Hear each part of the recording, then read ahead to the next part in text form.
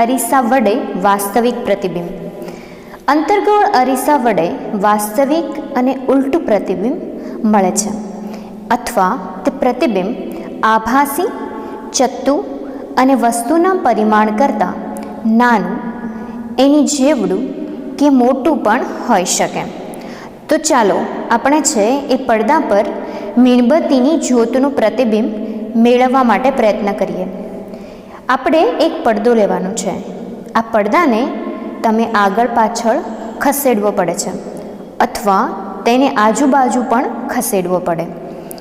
જ્યાં તમને જ્યોતનું સ્પષ્ટ પ્રતિબિંબ પડદા પર મળે ત્યાં પડદાને તમારે સ્થિર કરવાનો છે.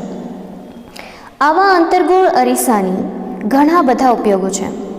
સ્કૂટર, મોટરકાર અને ટ્રેનની હેડલાઇટમાં પરાવર્તક અરીસા તરીકે સામાન્ય રીતે અંતર્ગોળ અરીસો વપરાય છે.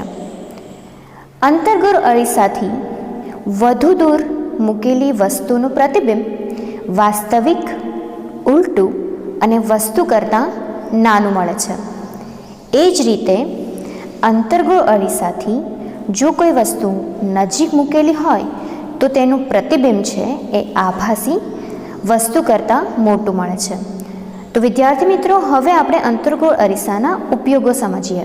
ડૉક્ટરને અંતર્ગોળ અરીસા વડે આંખ, કાન અને નાક ગળાની તપાસ કરતાં તમે જોયા હશે.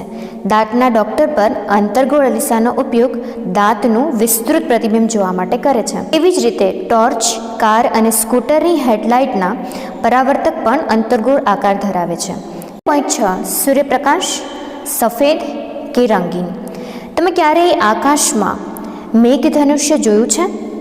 તમે કદાચ એવું નોંધ્યું હશે કે સામાન્ય રીતે વરસાદ પડી ગયા પછી જ્યારે આકાશમાં સૂર્ય નીચેના ભાગમાં હોય ત્યારે મેઘધનુષ્ય દેખાય છે.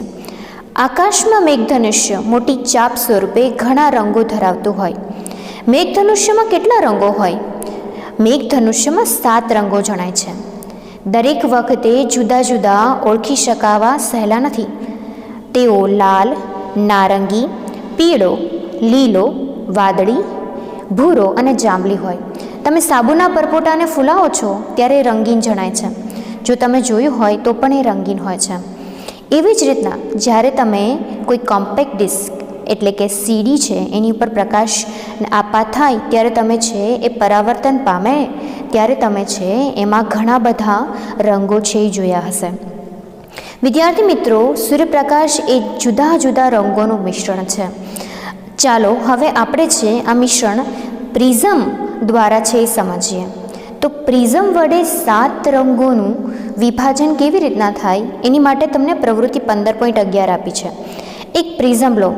અંધારા ઓરડામાં નાના છિદ્રમાંથી આવતા સૂર્યપ્રકાશના સાંકડા કિરણદંડની તેની એક સપાટી પર આપાત આપણે કરવાનું છે.